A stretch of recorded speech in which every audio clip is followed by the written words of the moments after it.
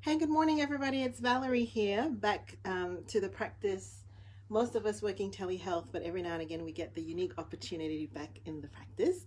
And I wanted to, this is totally unscripted. Here's Lauren. Yes, it is. Lauren Hello. is a clinical psychologist registrar with our practice and our newest recruit. Lauren actually started, how, not too long before the COVID stuff, Lauren? Yeah, beginning of February, so it's been 3 months here. 3 months, and Lauren is full time and she was employed and offered the position way before COVID was a thing.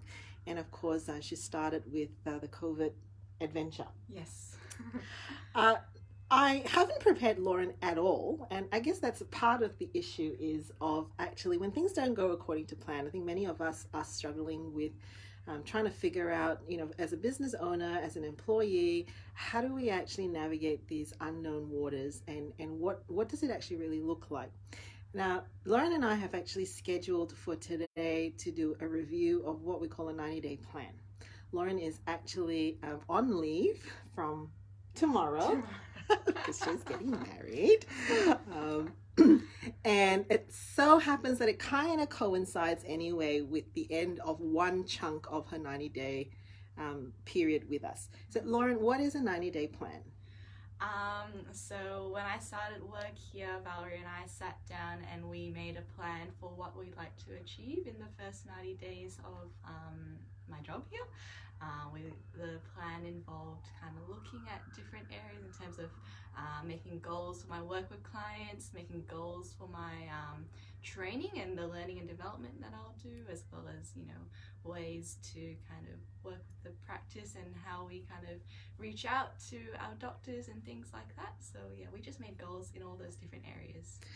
All right. And now one can be tempted to think, Lauren, that when COVID hit, that it might have been a great idea to just throw out the 90-day plan.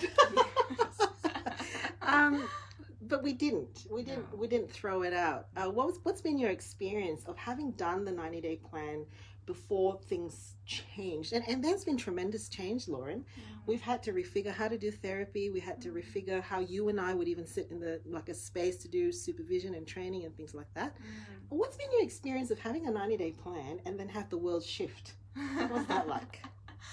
I think, look, like it, right, whenever we make any plans, we kind of have to hold them always a little bit lightly and know that things can change at any moment. So it was an experience where we both, I think, had to be a bit flexible with the plan and know that, the world looks so different right now. There are things that have come up that we never would have expected when we started, even when COVID was around and was happening, but it wasn't such a big thing.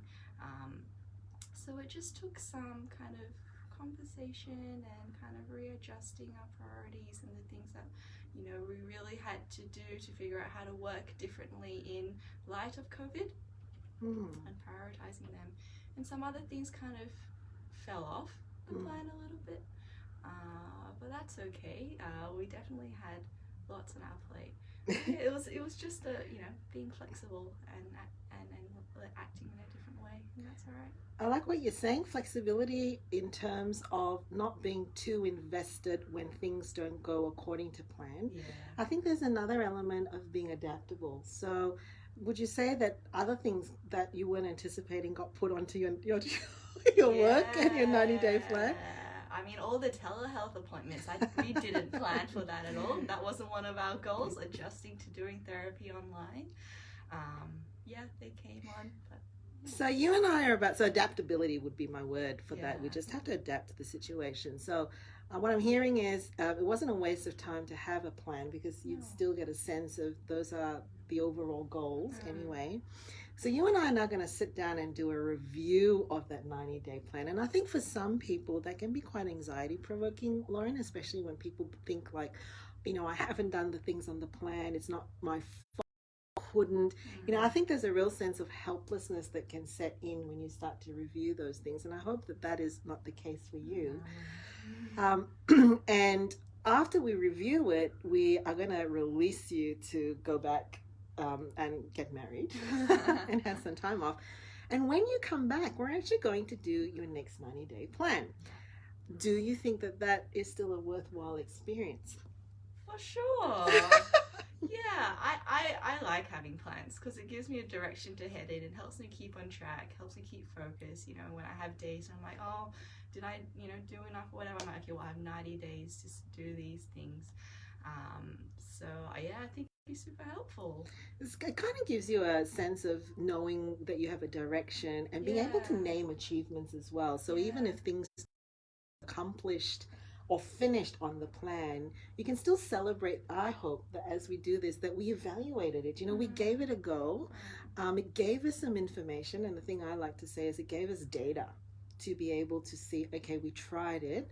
Do we have to change our direction, or do we stay in the same direction? mm, And I think one of my concerns right now for those of us who are entering another phase, things are overwhelming. It's the combination of helplessness and hopelessness, right? mm, Helplessness and hopelessness that we see coming up.